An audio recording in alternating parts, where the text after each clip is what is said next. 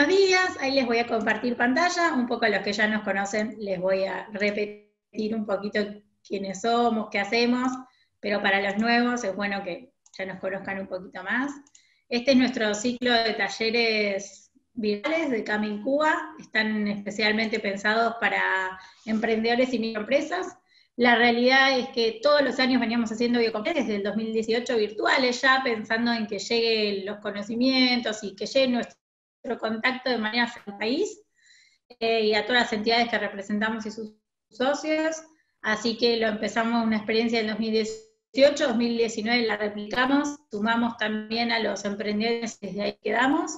Este año nos reacomodamos a las nuevas demandas, a la nueva situación en la que estábamos, así que vamos a estar trabajando un ciclo de 8 talleres, este es nuestro 5º taller, que va a tratar sobre el kit de herramientas financieras para tu negocio, como ven en pantalla, con nuestro especialista invitado Miguel, que ahora lo vamos a conocer un poquito más de su perfil. Nosotros, para quienes no nos conocen, yo soy Carolina Marseca, la coordinadora del Departamento de Financiamiento y Competitividad de CAME, y en el equipo están también Maximiliano Gabriel, el director, Jimena, que la ven ahí conectada, aunque sin cámara y mic, pero desde atrás con la operativa, que es la que se encarga del vínculo con todos los emprendedores, y Belu, Belén Acosta, que trabaja la parte comunicacional y de contacto con las pymes. Nosotros fundamentalmente lo que hacemos es recibir las diferentes necesidades de asistencia o financiamiento que están teniendo pymes y emprendedores en todo el país, a través de las entidades empresarias de la red CAME, y brindarles ese asesoramiento que necesitan o para concretar una inversión, una necesidad de financiamiento o algún proyecto. Obviamente en este contexto más complejo de pandemia estuvimos asesorando sobre las herramientas de emergencia, que las ven ahí en pantalla. Así que, por supuesto, siempre nuestras puertas están abiertas para que nos comenten su experiencia en el acceso al financiamiento, su necesidad, también para que nos consulten acerca de otros programas de vinculación y asistencia que tienen los organismos públicos y los bancos públicos. Así que dejamos ahí abierta la puerta, nuestra casilla es para pymes y entidades, financiamiento@came.org.ar, y para los emprendedores en nuestra experiencia de mentorías virtuales, que todavía está abierta la convocatoria. Estamos trabajando en lo que es encuentros virtuales, antes obviamente se hacían de manera presencial con un especialista, ahora lo estamos haciendo virtual. Así que bueno, también estamos trabajando mucho en eso, que apostamos a que ese encuentro entre el dueño de la pyme o especialista directo con un emprendedor le suma mucho a repensar el modelo de negocio, ¿sí? Bueno, y sin más, vamos a lo que nos trae hoy, el taller de kit de herramientas financieras para tu negocio. Nuestro especialista invitado ya trabajó varias veces con nosotros, la verdad es un lujo, siempre sus talleres, con Jimmy le decíamos recién que tienen mucha convocatoria, nos pone muy contentos, él es súper claro, es muy propositivo, inquieto, súper profesional, así que ya lo van a conocer más. Eso es de nuestra experiencia laboral, ahora les leo la formación en CV. Es contador público de la UCA, magíster en finanzas de empresa de la UADE, docente universitario en grado y posgrado, es capacitador y disertante en gestión financiera de pymes y coordinador del Centro de Emprendedores y Empresas en la UFLO, la Universidad de Flores. Así que bueno, Miguel, mil gracias como siempre por estar presente y te dejo acá con el público. Desde ya les voy a agradecer una cosita, las preguntas las vamos a hacer por preguntas y respuestas directamente, la opción preguntas y respuestas que tienen acá abajo. Y el chat lo vamos a dejar para cuestiones por ahí más operativas, que Jimé les va a ir contestando y avisando, ¿sí? Las preguntas y respuestas, si son por ahí del concepto que Miguel está desarrollando, las voy a leer en el momento, si no las vamos a dejar para un espacio final, de preguntas, respuestas, debate, reflexión y demás. Bueno, Miguel, te los dejo a todos contigo. Gracias. Bien. Bueno, un gusto, veo varios, como puse ahí en el chat, veo varios amigos conocidos, así que algunos que tienen deudas conmigo, gente de Formosa, por ejemplo, pero bueno, ya veremos cómo las recuperamos, no hay problema por eso. ¿Qué es lo que vamos a ver hoy? Hoy les voy a dar un kit de herramientas financieras, pero pensando en una etapa del negocio que es el tema crédito, el dar o recibir crédito. Y lo vamos a tratar con esa perspectiva, como yo siempre digo, depende de qué lado del negocio estés. Había un programa que decía de qué lado estás, y siempre es importante esto de definir de qué lado del escritorio estoy, porque hoy soy cliente, hoy soy proveedor, y tengo que estar atento a cómo voy a manejar a mi cliente, cómo me van a tratar a mí, en definitiva. O sea, esto a veces es un poco filosófico. ¿Cómo trato a mi cliente? Seréis tratados, parece bíblico, pero es una realidad. O sea, creo que tenemos que tener una cierta responsabilidad social en cómo nos comportamos profesionalmente, cómo asociamos este discurso, y tiene que ser coherente. O sea, no puedo pretender que alguien haga algo que yo no estoy haciendo. Pero vamos a lo técnico. O es un tema técnico, lo otro es más lindo para una charla de café. Así que después, si quieren, hacemos una charla de café un poco complicada. Somos 92, así que... Pero vamos a buscarle la vuelta en algún momento para poder hacerlo. Y ahí charlar de cosas que no son tan puntuales y tan técnicas. Falta ahí en mi CV, pero no los quiero aburrir, sino para ubicarlos un poco. Yo empecé trabajando, como todos dicen, en un estudio contable, o sea, hay que empezar desde abajo, y mi primer trabajo fue en un sótano. Llevaba la contabilidad de una casa de ropa. De ahí pasé a otros pequeños trabajos, típicos de estudiante.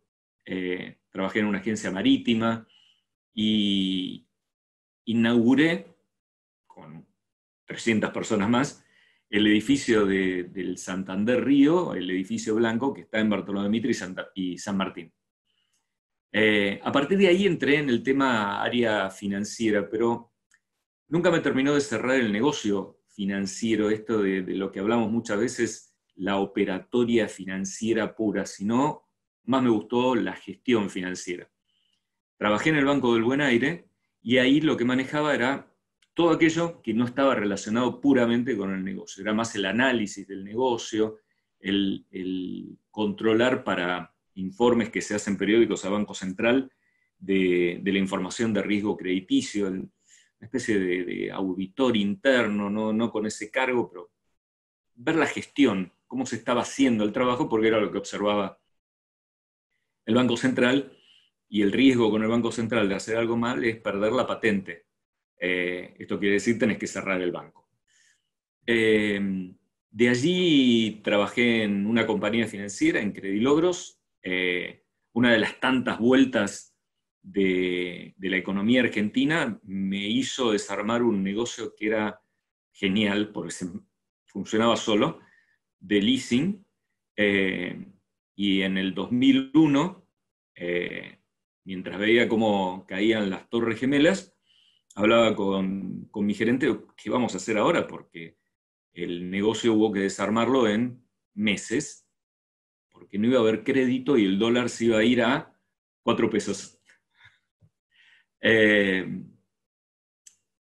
Después de 20 años está a 4 pesos, 4 por 20. No está mal. Ahí fui a trabajar a una gerencia comercial.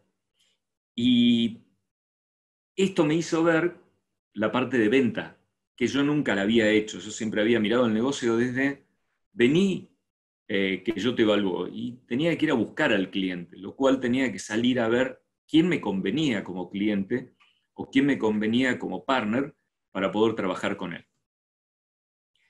De allí pasé a trabajar en el Estado. Hubo algunos otros trabajos, pero no figuran en mi sábana del ANSES.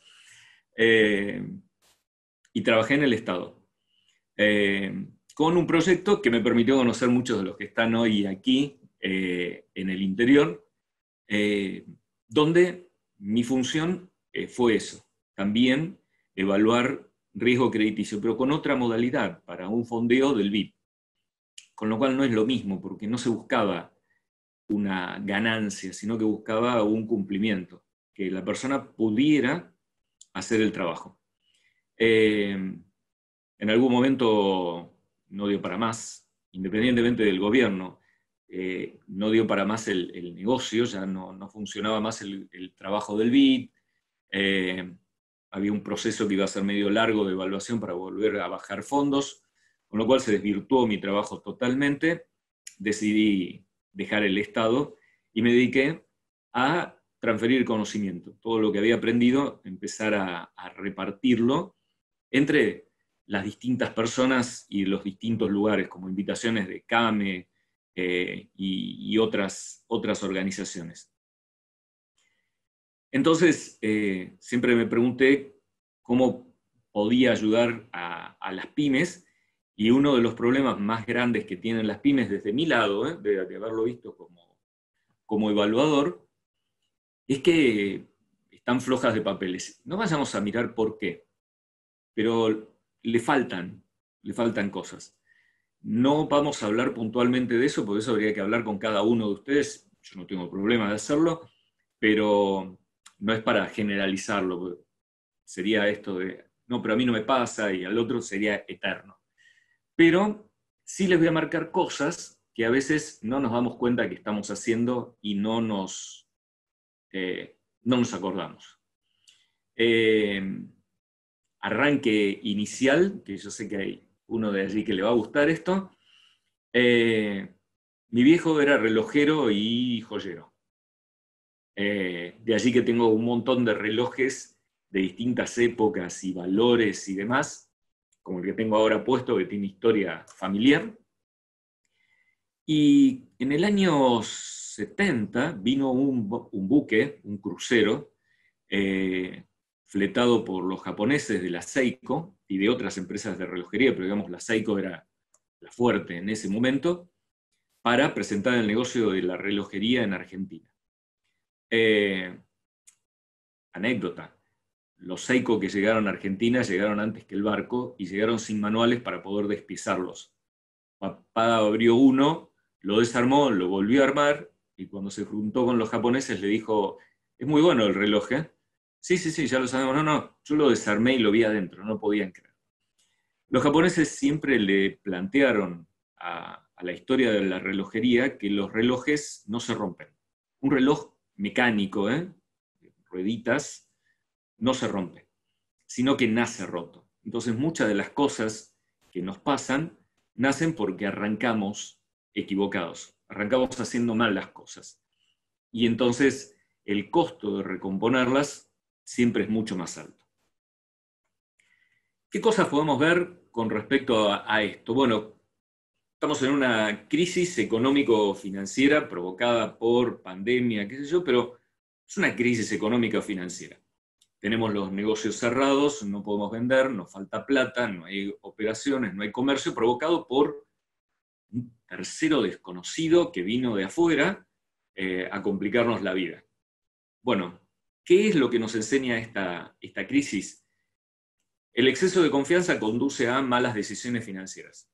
Si miramos, hay muchas empresas, no digo pymes, Starbucks, Burger, Zara, han decidido cerrar locales. ¿Por qué? Porque los números no les cierran. Quizás nunca les cerraron los números. Arrancaron diciendo, hay de sobra, hay territorio de sobra, vamos a explotarlo.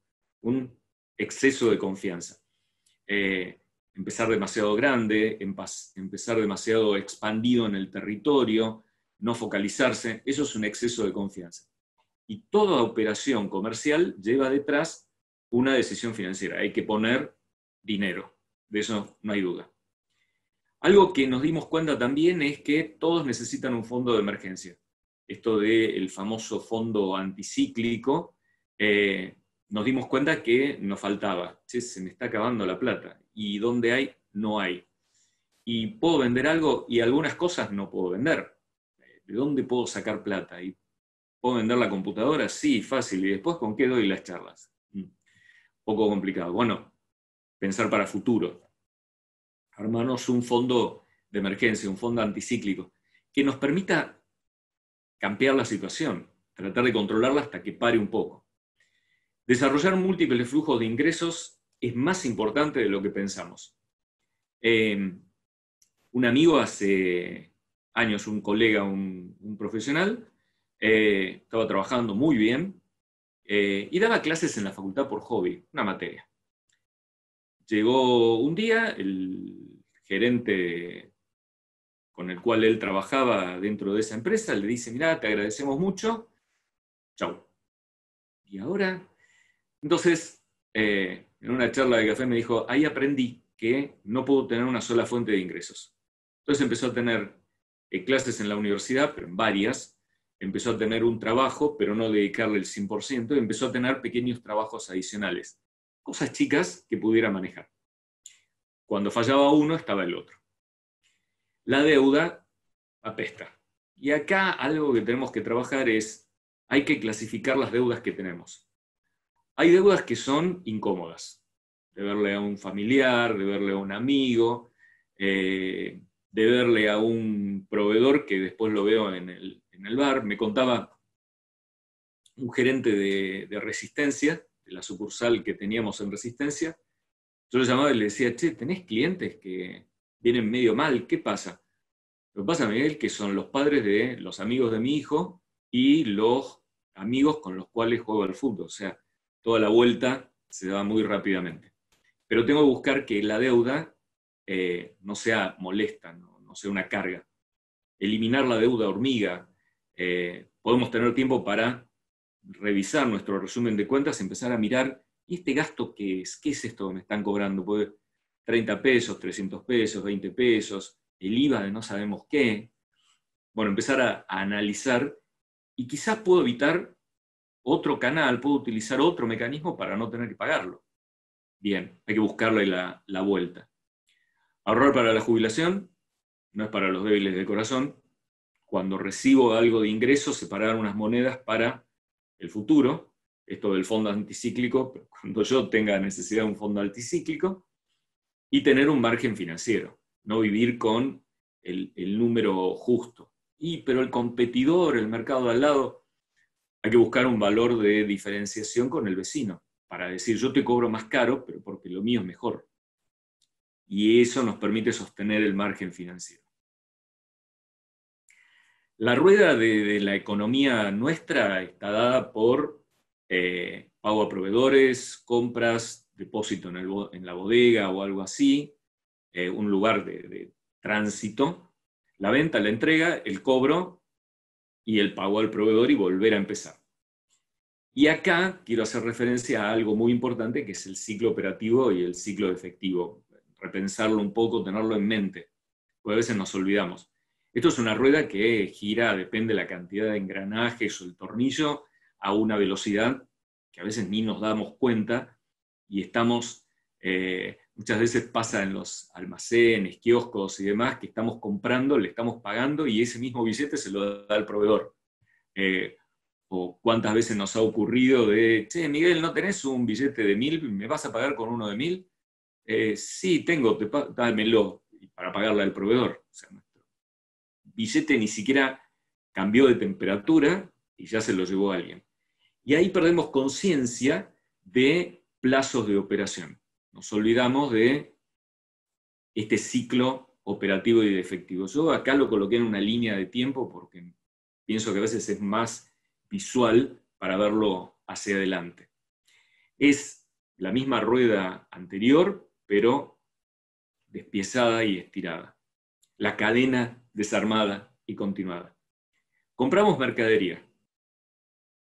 Y muchas veces, y esto hay varios empresarios ahí en el grupo que me habrán escuchado preguntarlo de esto en alguna charla presencial, y después, ¿qué pasa? Y después lo vendo. Y se olvidan del tiempo que lo tuvieron dentro del depósito, porque como no tienen un ciclo productivo, no es como un textil que compró un rollo de tela y del otro lado terminó saliendo un pantalón y entre medio hubo un corte, o sea, pudo ver cómo se va transformando esa bobina en un pantalón.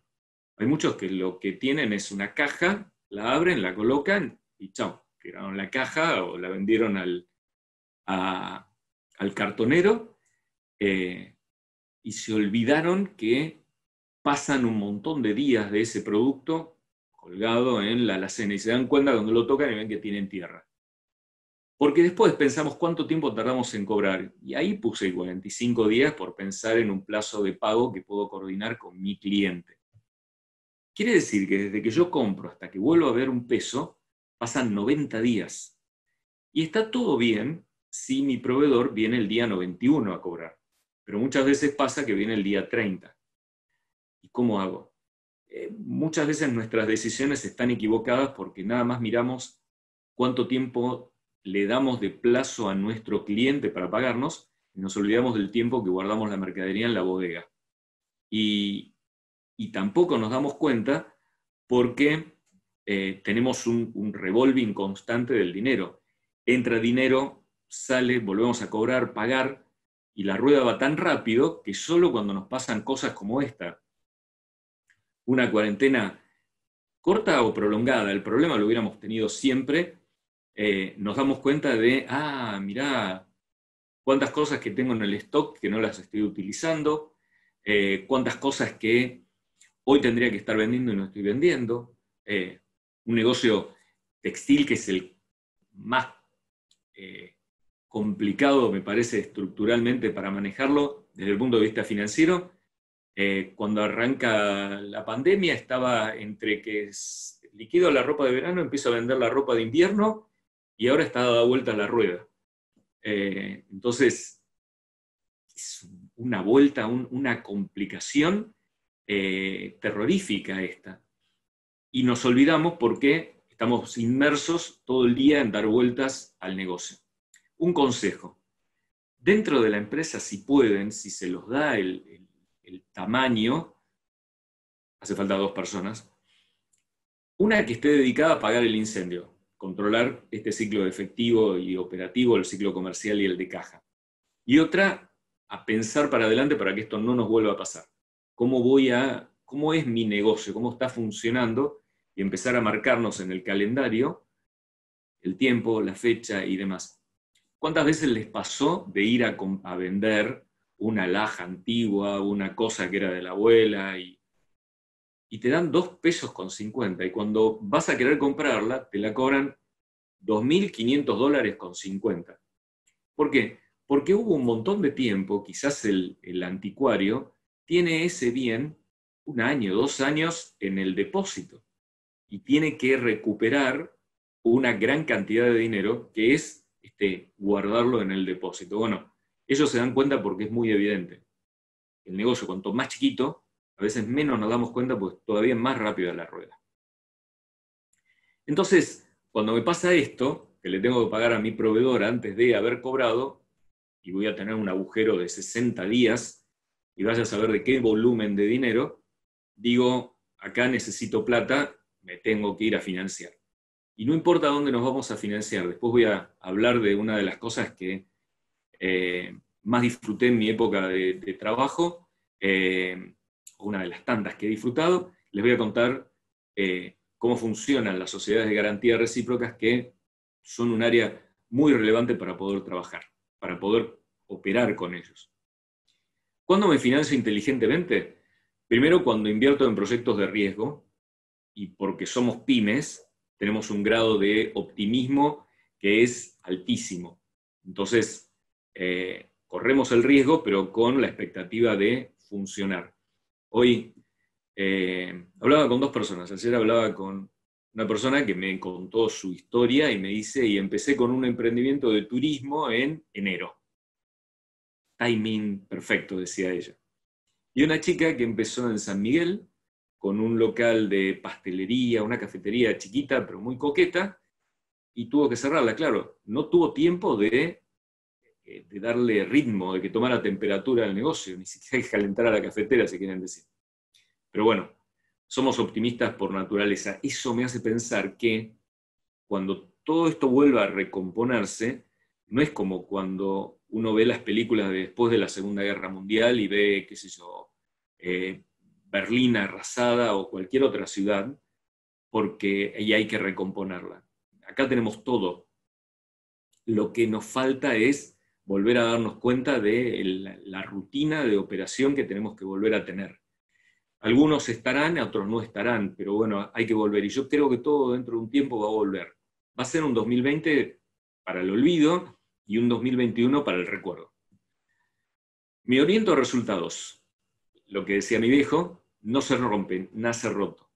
Y algo que tengo que buscar, capto ayudas, no clientes. El fidelizar a mi cliente y a mi proveedor.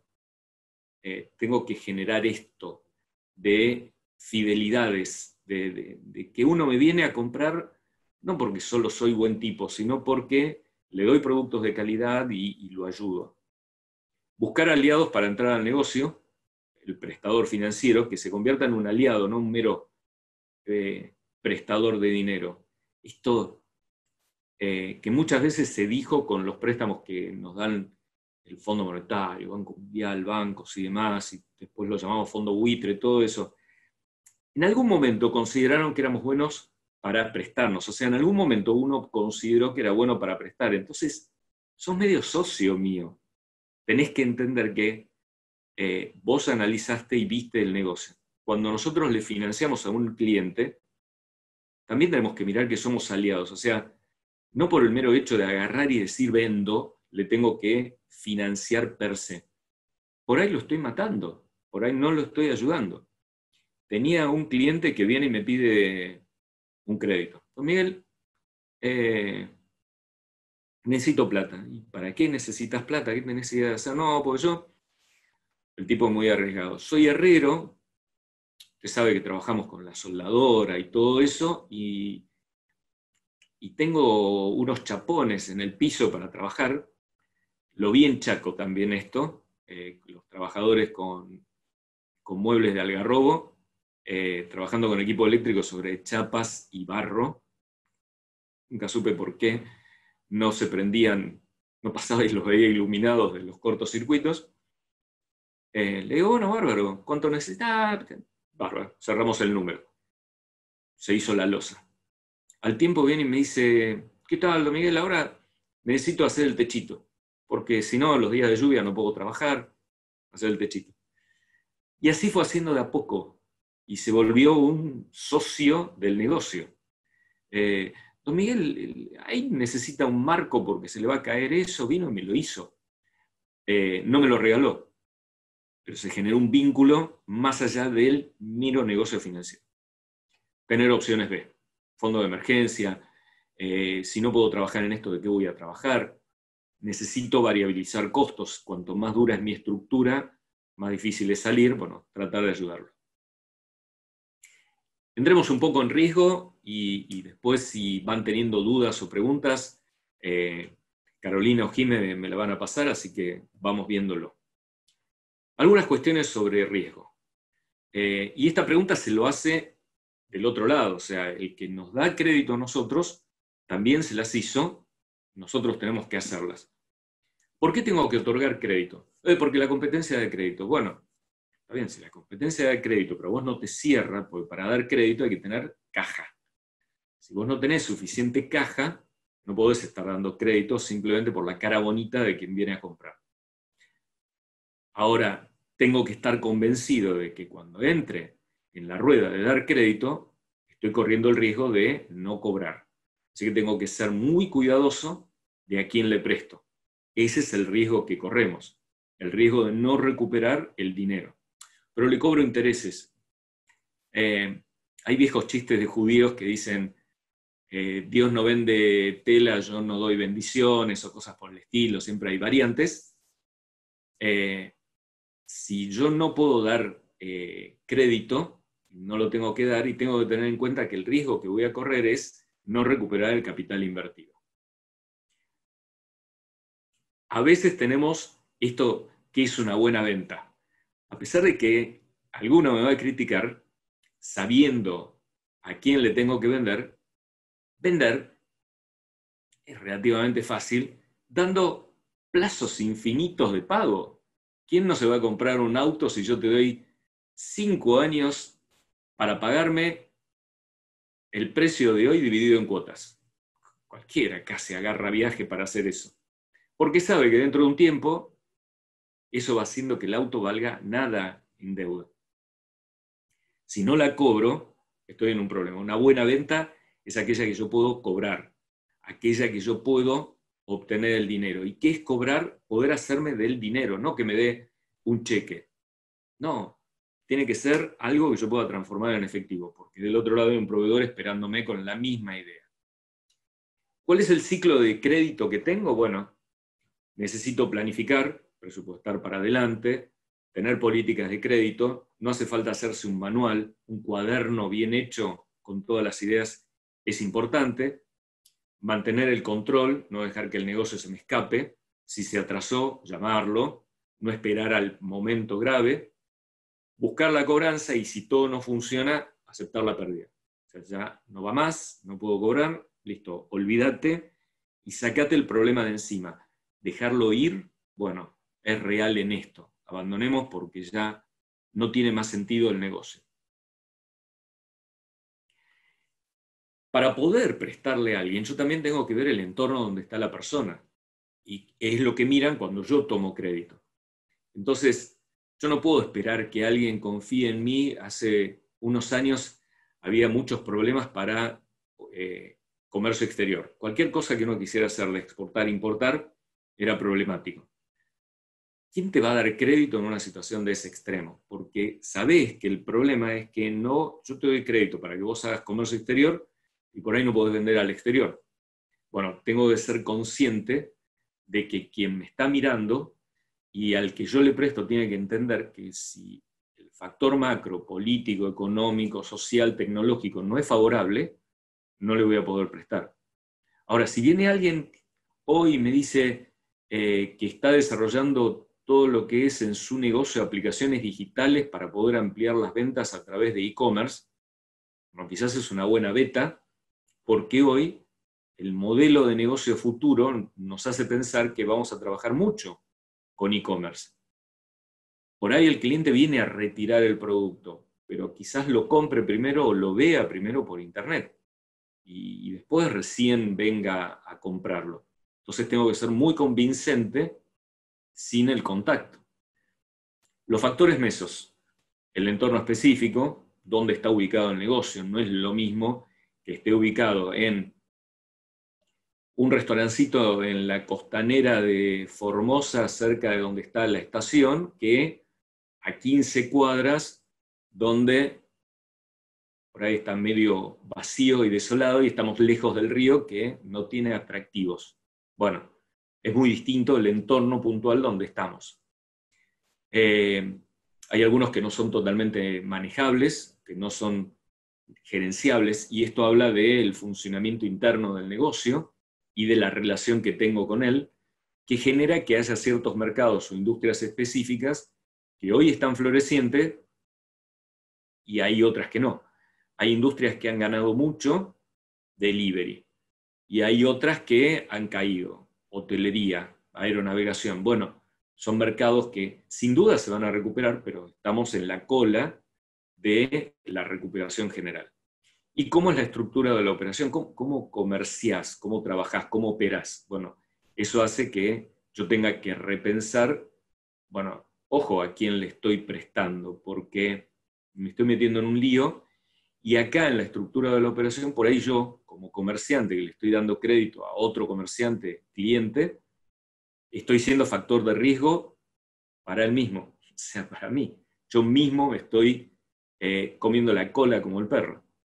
Y factores micro, cómo es el cliente, cómo opera, el ir a charlar, el mano a mano con uno hasta conocerlo, tomar un café, visitar la empresa, no solo hacerlo por papeles, hay que palpar el negocio.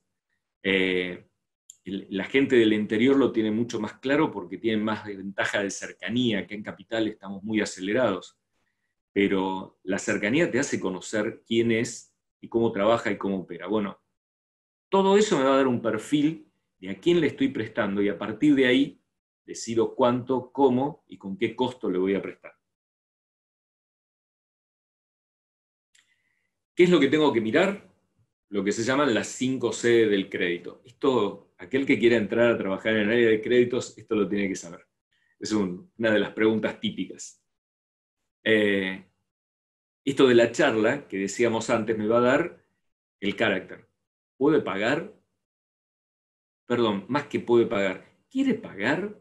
Esta percepción de ¿te va a pagar? El mercado del oro, cuando yo era chico, se manejaba mucho por uno va a buscar el oro y después al día siguiente le lleva la plata. Mucho de la confianza en qué va a pagar, pero porque es un mercado particular. ¿Y esto cómo lo conozco? Se forja la confianza durante años. También tengo que ver si puede pagar, porque es muy voluntarioso, pero no tiene fondos, no tiene generación de riesgo, de ingresos, ¿cómo hace? El entorno, los factores macro, meso y micro que estuvimos viendo, ¿cuánto pide? Y acá, esta es una lucha que yo he tenido durante añares con el comité de riesgo. Una persona viene y pide 3 millones de pesos, supongamos. Y dice, no, 3 millones no, 1,5. Todos ustedes saben que si necesitan comprar algo que vale 3 millones de pesos para lo que sea, una camioneta, y vale 3 millones de pesos, me dan 1,5. No puedo ir y comprarme la mitad. La mitad de adelante, la de la derecha, tengo que comprarme toda.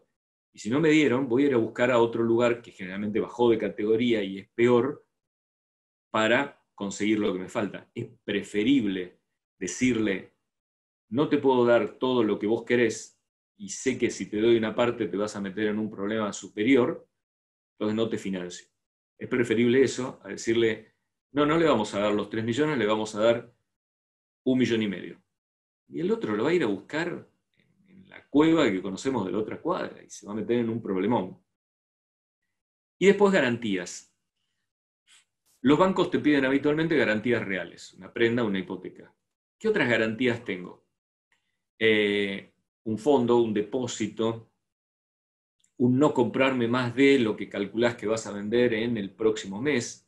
¿Y esto cómo lo sé? Porque me contacto con el cliente. Entonces, estoy dando crédito y por el otro lado están haciendo lo mismo conmigo. Entonces yo cuando voy a pedir, voy a tener que pensar en este mismo análisis como futuro deudor. ¿Voy a poder dar una garantía? ¿Qué voy a poder dar de garantía que no sea una garantía real? Pensando en un proveedor, que por ahí no te pide una garantía real. ¿Cómo lo voy a garantizar que voy a cumplir? Bueno, mostrándole historia, mostrándole esto y dándole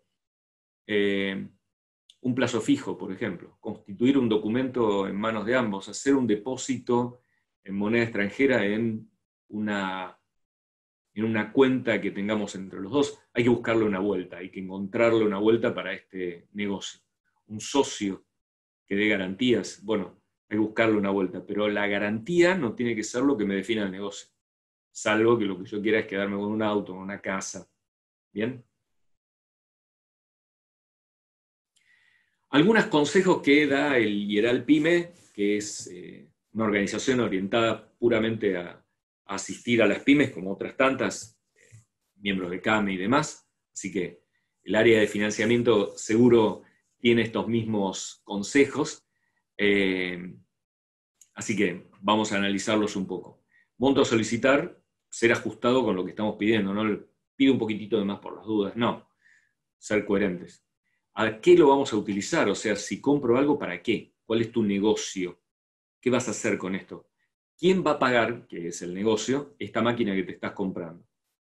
Ver ofertas financieras. ¿Qué alternativas tengo? Compararlas. Buscar ayuda para que alguien me ayude a decidir.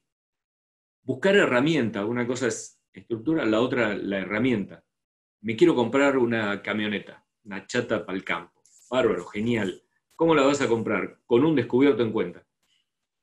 Esa camioneta me va a servir para trasladarme de la ciudad al campo, para mover ciertos insumos, por ahí un fardo.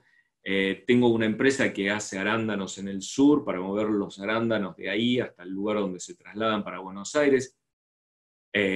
No la puedo comprar con un descubierto, porque esto tiene un ciclo de generación de ingresos de largo aliento. Bueno, la herramienta financiera va a ser algo también de largo aliento, una prenda, un préstamo de largo plazo. No puedo pensar en un préstamo de cortísimo plazo. Si se adapta mejor un cheque, si se adapta mejor una obligación negociable, bueno, buscar cuál es el mejor instrumento para poder financiar este negocio, para poder manejarlo correctamente. Necesidades financieras del ciclo, diferenciar. Esto es un problema para potenciar el negocio global. Este es un agujero financiero. El efecto palanca, esto de cuánto me genera este negocio frente a lo que me cuesta, la financiación. Armar el legajo conforme al checklist, yo sé, porque que lo hice y lo pedí, el armar el legajo. El legajo es una necesidad. Hay que demostrar que lo que en palabras uno es, en papeles uno también lo es. Entonces, mostrame balances, que sabemos cómo son, pero bueno, mostrámelos para tener algo de sustento, mostrame tus ventas, contame quiénes son tus proveedores, tus clientes, para que yo pueda saber cómo sos vos, chusmear un poco, documentación de respaldo, direcciones, no hay que olvidarse de eso, contactos, y armar un legajo. Y tenerlo actualizado. No se olviden de mantenerlo actualizado. Presentar el negocio.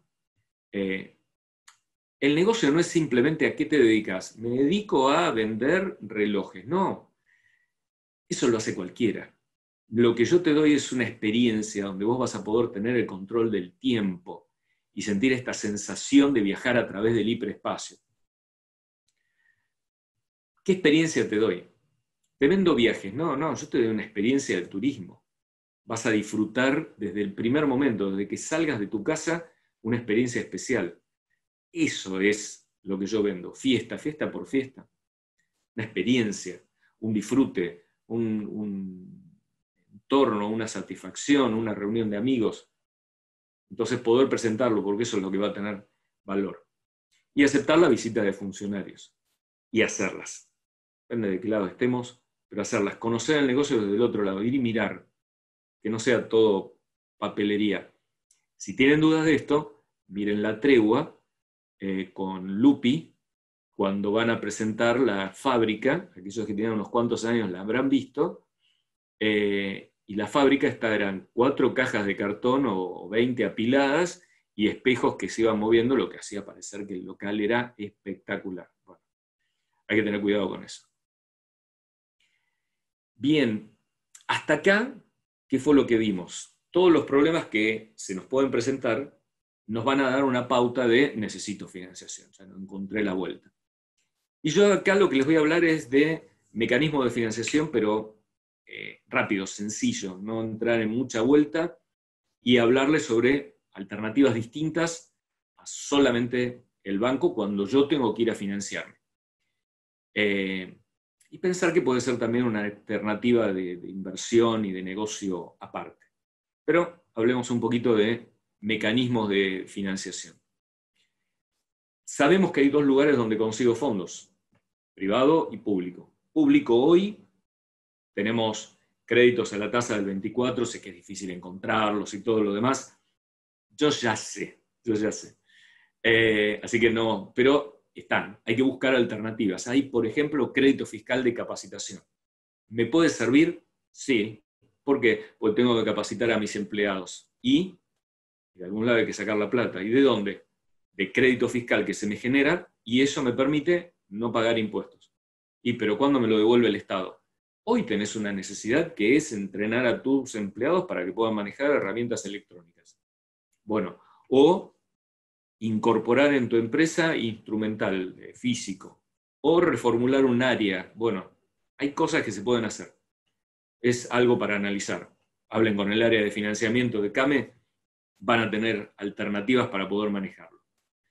Ministerios, Ministerio de Producción, de Trabajo, de Ciencia y Tecnología, Ministerio de Turismo, hay tantos ministerios que tenemos. En algún lugar voy a encontrar a través del Estado alguna financiación. Ver los bancos públicos. Hay que hacer un estudio, hay que hacer una investigación de mercado que no digo que vaya a ser exitosa. Pero si no lo hago, nunca voy a saberlo. Nunca voy a poder, el Estado nunca te... ¿Fuiste alguna vez a preguntar? Esas son las cosas que uno a veces plantea. Y después los privados.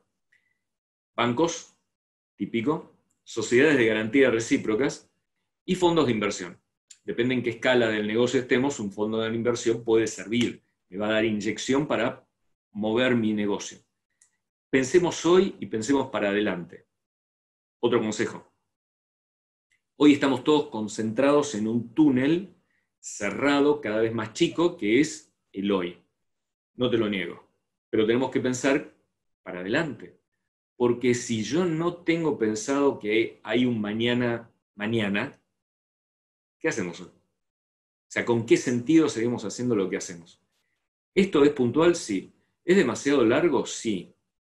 ¿Qué puedo hacer? No puedo cambiarlo, no puedo modificarlo, tengo que adaptarme a la situación. Esto de la resiliencia que cansa tanto escucharlo, tengo que adaptarme, replantear mi negocio, buscar formas nuevas para comerciar y ver cómo va a ser mañana. Y mañana de mañana, o sea, pensar años vista. Si hay gente como 3M, que cualquiera que mire un poco la ropa que tiene puesta, las cosas que tienen alrededor, en algún momento pasaron por las manos de 3M, tenemos que pensar que esa empresa que está trabajando 30 años vista de cómo van a ser nuestros negocios, debe tener algo de razón, porque tiene un low profile, pero desde hace muchísimos años. Bueno, trabajemos pensando que hay un día de mañana y tengamos ese optimismo que es lo que nos mueve como pymes. ¿Qué es una sociedad de garantías recíprocas? Muy rapidito contado. Es una sociedad formada por dos socios que avala, no te da plata, te da un aval, una garantía que a veces no conseguís en otro lado o no la podés presentar. Está formado por socios protectores, que son personas, pymes, grandes empresas, grandes, esto no grandes pymes, sino grandes, que aportan dinero con un beneficio fiscal para formar dentro de la SGR un fondo de riesgo. Que ese fondo de riesgo es lo que va a dar garantía de las operaciones. Similar, para ponerlo muy sencillo, cuando alquilamos una propiedad y un tercero es garante nuestro. Si nosotros no pagamos, el tercero paga. Si nosotros no pagamos, la SGR paga. ¿Y cómo se fondea, cómo protege eso? Con un fondo de riesgo. ¿Y a quién financia? ¿A quién le da vales? A un socio partícipe. ¿Qué es una pyme? Por definición, según la definición que ayer salió la nueva calificación PYME, es el ente destinatario de una garantía de un aval. Bien, una pyme. ¿Tiene costos? Sí, tiene costos. ¿Tiene tasas más baratas? También tiene tasas más baratas. Esto hay que buscarle la vuelta. ¿Cuál es la gran ventaja de la sociedad de garantías recíprocas? Que financia cosas que a veces los bancos no financian o no toman como garantía. Por ejemplo, un campo con verdeo, con pasto. ¿El pasto es dinero? Sí. Normalmente después de una cosecha de soja se limpia el campo, se siembra verdeo para que descanse y eso se junta, se enfarda, se vende para alimentar, para dar alimento a animales. ¿Y eso lo pueden tomar? Sí. Una vaca, una máquina usada, una máquina rara, una fábrica vieja, un camión antiguo, con los límites propios, pero hay alternativas, que otras a veces no dan. Y tienen cierta agilidad. Acá tienen una veintena, 22 creo que tengo puestas acá, de distinto pelo y tamaño. Debajo tienen garantizar, que es la más grande, por una cuestión de tamaño, o sea, por quiénes son los que participan como bancos operadores, porque se necesita tener un negocio con un banco para que esto fluya rápidamente, sino qué sentido tiene. O sea, yo te doy la garantía y anda a buscar un banco, no. Te genera una secuencia completa para que puedas hacerlo. Y después algunas chicas, como por ejemplo Pyme Aval, que es pequeña, pero altamente eficiente. ¿Por qué? Porque los que formaron Pyme Aval son conocedores grandiosos del funcionamiento de las SGR. Son creadores de las sociedades de garantía recíprocas. Uno de los mecanismos más fáciles para usar es el cheque electrónico. ¿Cómo opera? Lo tienen en todas las cuentas. Todo aquel que tiene una cuenta tiene posibilidad de emitir un cheque electrónico. El cheque en papel desapareció. Podríamos hacer algunos chistes, pero el cheque desapareció. ¿Qué tiene de ventaja el cheque electrónico? Que se hace desde home banking, que se transfiere digitalmente, que opera sobre el quit de una persona, o sea, no tengo tanto problema como cuál es tu CBU, tu alias. El otro día encontré que el alias mío era casi idéntico al alias de otra persona. Le mandé dinero a la otra persona muy digna me lo devolvió. Pero era una confusión mínima y terminaba en otro lugar. Bueno, el quit es único, o quit es único. Y ahí no hay forma. No te podés equivocar haciendo esto, salvo que inventes el dígito verificador, entonces sí, ahí corriste riesgos. Está autorizado por el Banco Central, permite multiplicidad de endosos hasta 99, con lo cual es una herramienta muy ágil. ¿Qué puedo hacer cuando recibo un cheque de esto? Bueno, acá hay otras alternativas. Yo recibo un cheque. Quien emite el cheque me lo puede hacer desde un celular, o sea, a este nivel.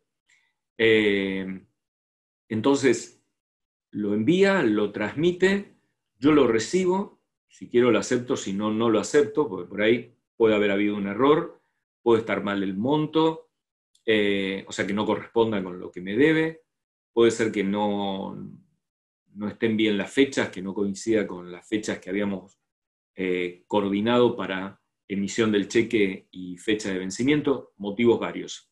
Entonces, ¿qué podemos hacer? Bueno, lo podemos rechazar, pero si lo aceptamos, queda en nuestra cuenta, en 48 horas se acreditó. ¿Y qué puedo hacer con esto? Si el e-check que me dieron, que el 90 y pico % deben ser cheques de pago diferido que circulan, lo puedo transferir. ¿A quién? A una sociedad de garantías recíprocas. ¿Para qué? Para que haga una operatoria de descuento en el mercado de capitales. Y con esto bajo las tasas y no menos de 5 puntos con respecto a la mejor que podría conseguir en el mercado para financiarme. Entonces, como alternativa, es una alternativa realmente conveniente.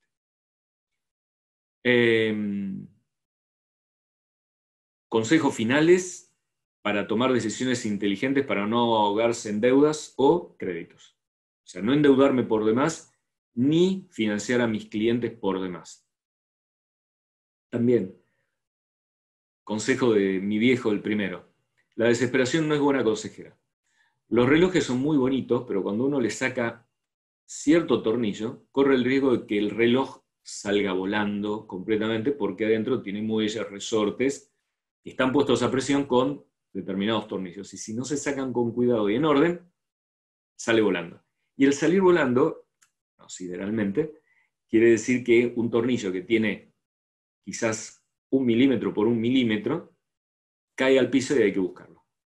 El desesperarse para tratar de encontrarlo no sirve. Hay que sentarse muy tranquilo, como cuando jugábamos a la bolita, tratar de meterla en el OPI y embocarla. Bueno, la desesperación no es buena consejera. ¿Cómo corregimos esta desesperación? Anticipándonos. Desarrollé en Garantizar, en mi época que trabajé allí, un departamento que se llamaba Alerta Temprana. ¿Qué era lo que buscábamos? Anticiparnos a los problemas de nuestros clientes.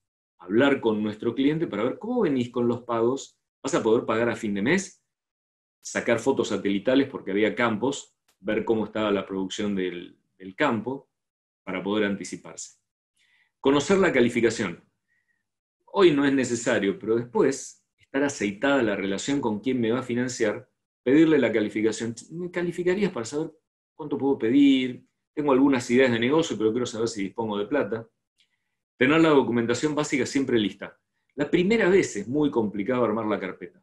Después es ir agregándole, tengo un balance, lo guardo, tengo una declaración jurada, la guardo, tengo un documento adicional, lo guardo. Bueno, ir incorporando y armando una carpeta. Ordenada, prolija, separada, muy, muy elegante. ¿Por qué? Porque facilita el trabajo del analista y lo bien predispone a evaluar la carpeta. Esto se los digo como experiencia personal.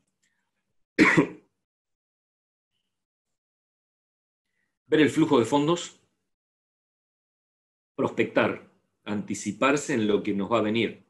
Che, y si no nos pagan, manejar escenarios. Y estar preparados para responder preguntas clave. No hay nada mejor que tener un abogado del diablo familiar, un amigo que haga preguntas incómodas antes de que nos la haga un desconocido.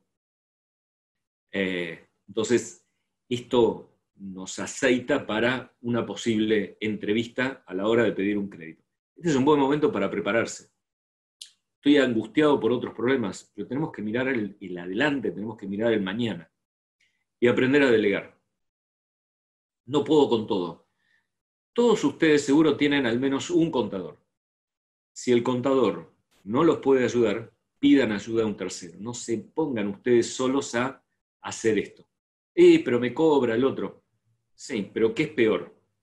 ¿Hacer el trabajo vos con el riesgo de cometer errores o delegárselo a alguien que es experto o experimentado en este tipo de artes en el buen sentido, y te puede ayudar a presentar una carpeta correcta, prolija y bien armada? ¿Y esto qué te facilita?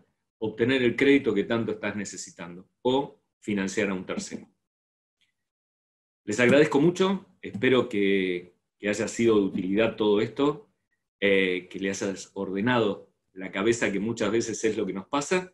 Y después, bueno, no sé si hay dudas, consultas, ahí tienen mi mail por cualquier otra cosa, sino el de financiamiento de CAME, y ahí pueden preguntar lo que ustedes estén necesitando.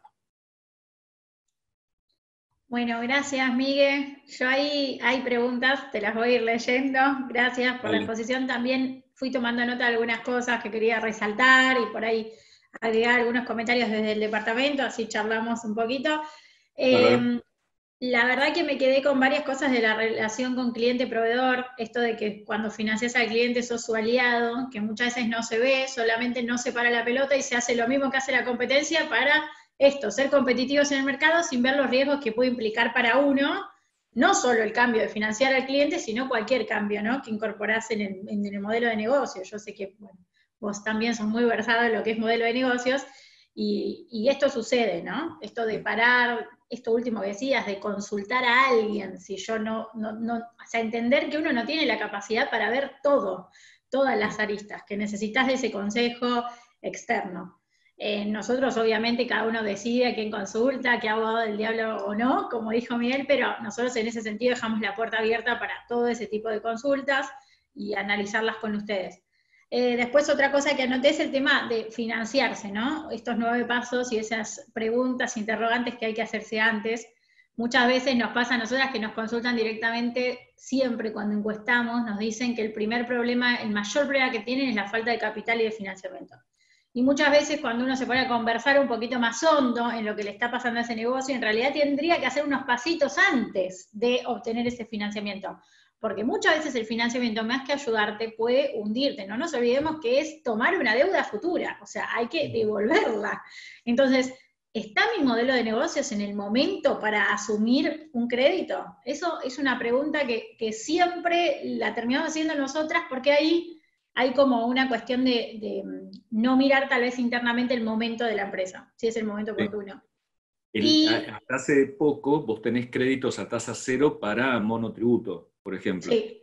Me preguntaban si valía la pena. Vale la pena si necesitas la plata, si por el mero hecho de tener un crédito a tasa cero no es lo mismo, o sea, es un problema que te estás cargando. Claro, hay que analizarla. Exacto. Porque más allá del plazo de gracia, la tienen que devolver. Entonces, y una cosa que no se tienen que olvidar con esto de financiamiento que estás diciendo vos, para después puedas seguir, que todo el proceso tiene un plazo, no es instantáneo, no es que vos tirás la carpeta y te llevas la plata. Tiene un procesito de análisis que en algunos casos puede llevar 15, 20 días. Así que exactamente. Por eso ahí retomar otra cosa que decías, nosotros somos conscientes de que los requisitos de acceso al crédito, al financiamiento en nuestro país están demasiado elevados. De hecho, no había ni siquiera una foto, un relevamiento de la situación de acceso al crédito en Argentina. El año pasado se empezó a trabajar en eso, ahora con las nuevas autoridades también lo estamos trabajando desde CAME, y siempre nosotros vamos a ir para la defensa de ustedes a que bajen esos requisitos, lo flexibilicen y todo sea más fácil, y es parte de nuestro trabajo. No solo asesoramos a ustedes, sino también estamos de cara a los bancos y organismos para tratar de simplificar, ¿sí? Con propuestas y demás, no solo diciendo cambien los requisitos, sino que hay un esfuerzo técnico detrás de ver cuáles son los requisitos concretamente que nosotros proponemos que cambien. Pero más allá de eso, tomar todo lo que dijo Miguel en el sentido de mirar la foto interna también, ¿no? Tener la carpeta lista, ¿no? Que sale el financiamiento, que por ahí puede ser óptimo, analizamos que puede ser óptimo y que lo necesito en este momento, pero no tengo nada listo, tengo que ponerme a preparar mi carpeta desde cero o no tengo calificación crediticia, o sea, hay un montón de cuestiones que se complementan, ¿no? Hay requisitos demasiado excesivos para una población objetivo, que son las pymes argentinas y emprendedores con un montón de problemáticas que conocemos, Pero bueno, hay que alinear ahí, ¿no? Hay que ayudar a que esa conexión se pueda dar realmente. Entonces, hay una parte que es responsabilidad de las entidades financieras y otra que tenemos que asumir que es responsabilidad nuestra. Por más que lo hagamos acá a puertas cerradas, pero es responsabilidad nuestra de interactuar más con ustedes para que lleguen preparados, ¿sí? De lo que se llama esto, educación financiera, que es lo que invitamos a Miguel a hacer un poco hoy, a empezar a hacer hoy. Después podemos ver, tal vez de hacer consultorios más puntuales, donde nos pueden hacer más preguntas-respuestas, lo podemos ir charlando, porque entiendo que es un tema que da para largo. Y después lo otro que quería decir, con el crédito fiscal para capacitación, los demás programas, las preguntas puntuales nos las pueden acercar. La línea del financiamiento del 24 sabemos que trajo muchísimos inconvenientes al solicitarlo en los bancos, algunos por especulaciones en entidades financieras, otros porque propiamente le faltaba un requisito a la pyme. Cuéntenos sus experiencias, porque para nosotros es insumos que acercamos al área de estadística de CAME, con eso se elaboran las estadísticas que se elevan a las autoridades de CAME para que después puedan salir en los medios cuando hablan, contestar interrogantes, contestar preguntas, participar en debates, que es lo que terminan haciendo que el tema esté en agenda y se solucione, ¿sí? Entonces, bueno, eso, dejar la puerta abierta, no me quería olvidar. Y después, aprovecho para tomar una frase más que trajo Miguel, que me parece interesante y que la vamos a tratar más en el próximo taller, que es esto de vender una sensación, una experiencia al cliente. El próximo taller del jueves que viene es de Daniel Carballo y vamos a hablar de eso, de técnicas de venta, de cómo manejar quejas, reclamos de los clientes, de cómo vender mi producto, así que en eso los invitamos al próximo taller también. Bueno, ahora sí, Miguel, te quería preguntar yo, voy a arrancar con mi pregunta, y es, ¿cómo ves realmente vos el tema del financiamiento en Argentina? Porque yo acabo de dar mi opinión, pero me gustaría conocer la tuya. ¿Qué pensás del trabajo este que hay que hacer? ¿Coincidís en esto de que hay que elaborar hacia el banco y también internamente en la pyme? ¿Qué tips le darías a la pyme, más allá de los 9 interrogantes que diste, así tips muy breves que se lleven ahora tuyos, de qué significa tener la carpeta lista? Hace un tiempo, no mucho, tutorié un trabajo que después lo copresentamos en un congreso en Chile, donde el planteo de origen era ¿para qué las pymes hacen un balance? Y el problema que está dado por un problema nativo de toda la región, que es la informalidad. Entonces, uno de los primeros problemas que nos encontramos es que la información que manejamos, a pesar de que la llevamos dentro de un sistema muy lindo, muy bien armado y demás, no refleja la realidad del 100% de nuestra empresa. Y sin entrar en la discusión del huevo y la gallina, es un problema que se transfiere de generación en generación. Trabajamos con un 50 y 50. El tener la carpeta lista es estar preparados para la carrera. Todo deportista se entrena todos los días para algún día voy a salir a correr. No espera 48 horas antes a prepararse. Entonces, si yo tengo, ¿qué me van a pedir? Está en la página del Banco Central, requisitos. Eso me los va a pedir cualquier banco, o sea, no tengo que ir a preguntarle al banco. Ahí en el Banco Central está, y está por demás, porque el Banco Central pide o plantea que hay que pedir un montón de cosas y deja libre albedrío de cada una de las entidades. Los estatutos tengo que tenerlos al día. A veces me he encontrado con estatutos donde figuraba como socio el fundador que había desaparecido hace 70 años atrás. O sea, ¿y cómo hacemos con las firmas? Actualizar el estatuto. Si las personas ya no están, tener un estatuto al día. ¿Hay que pagarlo? Y sí, pero en algún momento hay que hacerlo. Títulos de propiedades, tenerlos preparados. Los balances, aunque sean de publicación, tenerlos rubricados, tenerlos certificados. ¿Hay que pagarlo? Hay que pagar la certificación, pero es un ahorro a futuro, porque después por ahí tengo que certificar los últimos 5 balances y es un costo. Si voy certificando de a uno, una copia nada más, lo tengo disponible. Los 931 famosos, tenerlos guardados. Bajarme la información que me genera el banco, resúmenes de cuenta, mi posición financiera a fin de año. Son pequeñas cositas que es ir llevando el checklist. ¿Lleva mucho tiempo? No. La primera vez sí te lleva mucho tiempo, por ahí te lleva días. Pero después es, a fin de mes, apretar un botón y empezar a bajar información para poder guardarla. Y estar al día con el negocio, conocerlo, poder venderlo, todos y cada uno de los días poder venderlos. Yo trabajo con un startup que, en parte porque me siento muy bien trabajando con ellos y aparte porque es una muy buena experiencia para mí, la gente de Mycotin.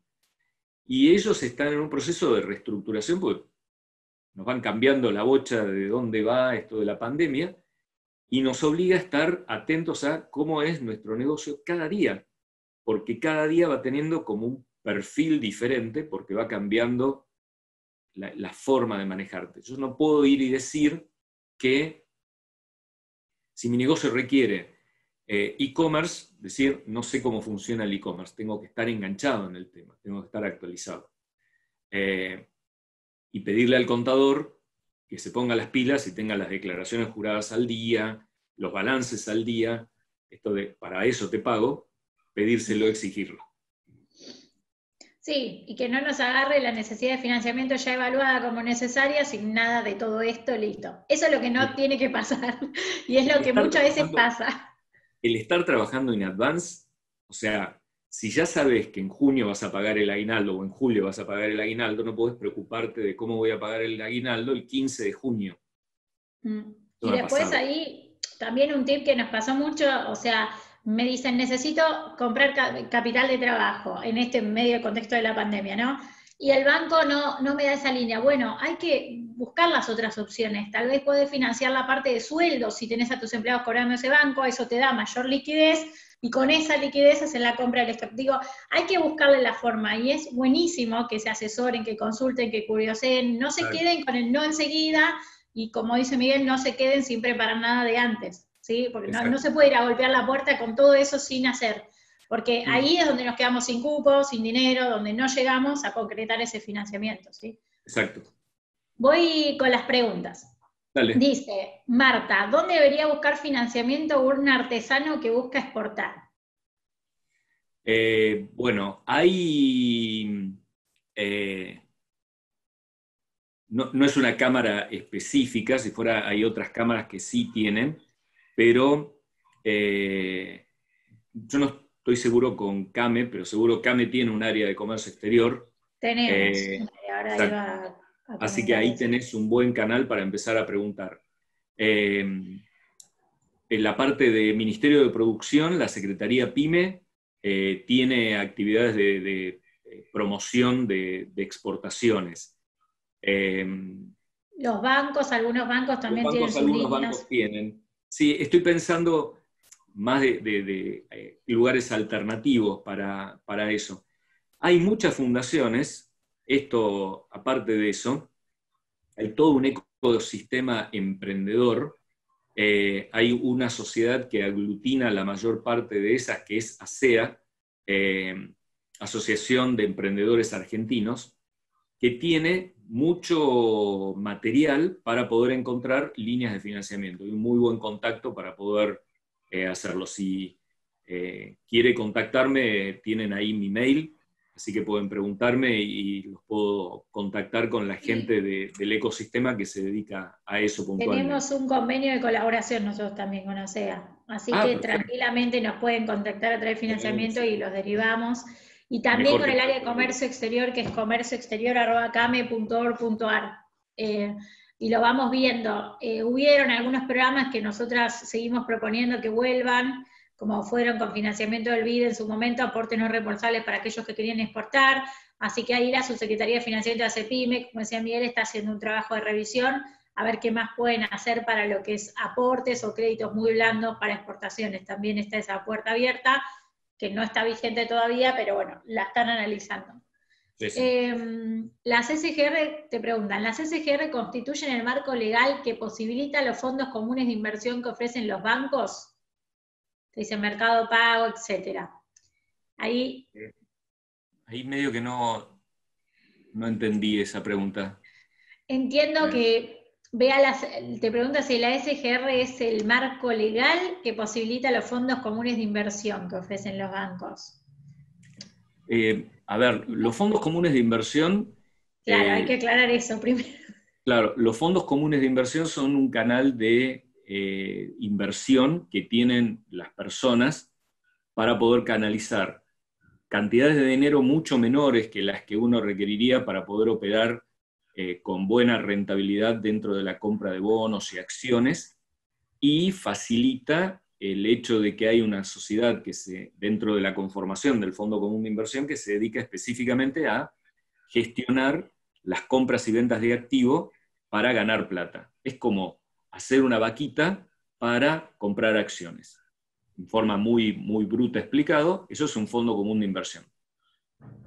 Las SGR le permiten a los socios protectores, que puede ser una persona física o jurídica, depositar dinero en lo que se llama el fondo de riesgo y obtener un beneficio fiscal. O sea, me ahorro de pagar impuestos a las ganancias durante el tiempo que tengo el dinero depositado en el fondo de riesgo. Entonces el beneficio está en que yo puedo aprovechar ese fondo de riesgo, si soy una gran empresa, para financiar a mis pequeños productores. Imaginen, Arcor necesita financiar a los productores de azúcar y cartón necesarios para envolver los caramelos, contacta una SGR, arma un fondo de riesgo específico y los fondos van solo y exclusivamente para financiar a esos productores. Ese es el canal. La otra pata que está ahí, que es toda la parte de mercado electrónico, mercado libre, mercado pago y demás, es una alternativa muy sencilla, todo lo que es comercio electrónico y todo lo que es fintech, para poder operar, que me permite tener formas de captar fondos, y hay que ser un poquito selectivo para no tener grandes costos de pago, pero me permite abrir canales. Entonces te garantiza que una persona te va a poder pagar, como que no va a tener excusas para poder pagarte, porque te va a poder girar fondos por cualquiera de las fuentes. Esto, Mercado Pago, bancos como Brubank o Willow Bank, tarjetas electrónicas como Ualá, PayPal, son todos mecanismos que si yo los tengo abiertos no me cuestan, pero me dan alternativas para por dónde querés pagarme. Te hago un abanico enorme. Y no me quedo simplemente con la tarjeta de crédito del banco Master, Visa o América. Bien, algo que agrego, como bien explicó Miguel, para eso nacieron las SGR. En definitiva, el socio protector es una forma de inversión y de hacer funcionar su dinero. Y para lo que es el socio partícipe, que es la pyme, que se ve beneficiada, en realidad lo que pasó es que fue mutando. Al principio era para su misma cadena de producción o beneficiar proveedores y demás propios, y después empezó a mutar y fue abierto al resto del mundo pyme. Y se empezó a ofrecer como aval de garantía. Quiero acá sacar una duda que siempre surge. La SGR no financia por sí sola, ¿sí? La SGR, como explicó Miguel antes, da el aval necesario para aquellos que no cuentan con las garantías suficientes para acceder al crédito, ¿sí? Separemos eso, porque ahora veo otras preguntas que tienen que ver con cómo financia la SGR, y no, la SGR propiamente no financia, es un trabajo conjunto entre el banco y la SGR. La SGR va a dar el aval de garantía y el banco el financiamiento. Y ahora te me echo con esta otra pregunta que sigue, que por eso también lo aclaro. Respecto de las SGR, te dicen, una vez que me dan el aval, ¿qué hago? ¿Voy a un banco? ¿Cómo es el circuito? ¿Ellos lo proponen? Exacto. ¿Cómo es el circuito con una SGR? Simultáneo también. Vi una pregunta por ahí que me decía, me preguntaba cómo entro en una SGR. Claro. Lo primero es buscar una SGR que me quede cómoda. Esto es, en general están todas en el microcentro, pero hay muchas que están en el interior del país. O sea, hay SGR que están localizadas en el interior. Y hay algunas que tienen sucursales en el interior. Lo primero que tengo que hacer es acercarme a la SGR para contactarme con un oficial comercial que me va a indicar qué tengo que hacer y qué posibilidades de financiamiento tengo. Hecho esto, presento una carpeta y pago un valor que es simbólico, es como si les dijera, no sé en cuánto estará hoy, pero es algo como si les dijera 1.000 pesos, para formar parte como socio partícipe. Es una condición dentro del estatuto de formación de las SGR, que los socios partícipes tienen que asociarse a la sociedad de garantías recíprocas, y eso va a parar al fondo de riesgo.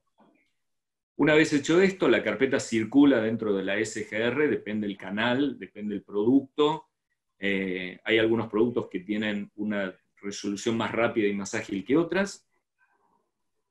Llega al comité de riesgo, se aprueba la línea que se le dio y se firma un documento que se llama un aval.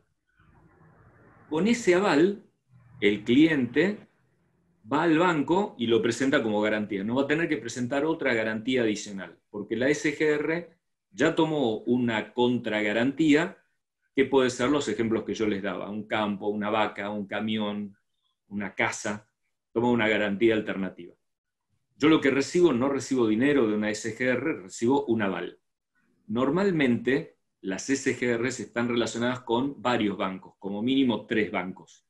Entonces la línea que tienen está en línea con los productos que ofrece el banco. Entonces te da línea para descuento de cheques a través del mercado de capitales, línea para capital de trabajo enganchado con Banco Provincia, Banco Nación, o banco donde tengas cuenta, y te generan el canal, ¿no? Que vos salís con un papel a la calle solitario y te vas. Las SGR te acompañan en el proceso hasta que te acreditan los fondos. Bien, ahí. Bien, después cambiamos un poco de panorama y te preguntan a cuánto descuentan por e-check. Yo ahí vi que tenías algunas tasas de cheque de pago diferido. Las de e-check, nosotros hace poco dimos una videoconferencia con Bima y MAB sobre e-check específicamente, que está online en el canal de YouTube de CAME, que es Confederación Argentina de Mediana Empresa, ¿sí? Les recomendaría que la vayan a ver. Igualmente, recuerdo que la tasa a la que se están operando es entre el 9 y el 10% más o menos, es la tasa en que se están descontando hoy los e-check, ¿sí? Exacto. Y está subiendo el número de e-check que se están descontando por día, claramente como todo el proceso es virtual. Y si ustedes siguen, por ejemplo, en las redes sociales al MAB, el MAB todos los días sube la cantidad de nuevos e-check que fueron descontados. Ayer, por ejemplo, fueron cerca de 550 e-check los descontados. Exacto. Y están ellos en toda una campaña para tratar de que más empresas trabajen con e-check, sobre todo las grandes, ¿sí? Que cuando le pagan a las pymes le conviene muchísimo que lo hagan a través de un e-check hoy en día, porque después pueden descontarlo con todo el proceso virtual y convertirlo en liquidez, ¿no? Ahí Miguel, Exacto. quería decir algo más, pero quería recordar que hicimos una videoconferencia de eso específicamente. Bien. Ayer, por ejemplo, se hicieron operaciones de... Ayer, sí, ayer. Anteayer. Este es el informe que llegó anteayer, pero no hay mucha variación. En promedio se están haciendo... El plazo promedio está en 143 días. Plazo promedio. Quiere decir que hay cheques de un año y algunos de más corto plazo. El plazo promedio de 143 días. La tasa promedio, 18%. A eso habría que sumarle 1,2, que es la comisión que cobra la Sociedad de Garantías Recíprocas, con lo cual la tasa está en 20. Pero si se fijan, las tasas generales del mercado, o sea, las tasas que se operaron, la tasa mínima ayer fue del 10%.